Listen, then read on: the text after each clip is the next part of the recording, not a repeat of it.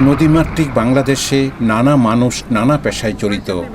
এরই মধ্যে কিছু মানুষ আছেন যারা নদীর জেলেদের কাছ থেকে মাছ সংগ্রহ করে স্থানীয় হাট বাজারে বিক্রয় করে থাকেন।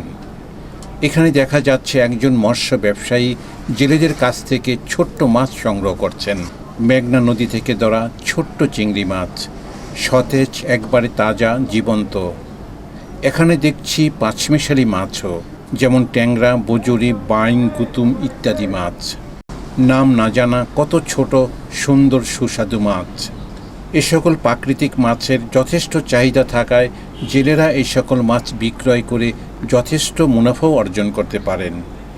তবে এই সকল মাছগুলো ক্রয় করার পরে মাছগুলোকে যথাযথভাবে সংরক্ষণ করার জন্য বরফ দিতে হয়, কারণ সতেজ তাজা মাছের চাহিদা গ্রাহকের কাছে সাধারণত বেশি থাকে।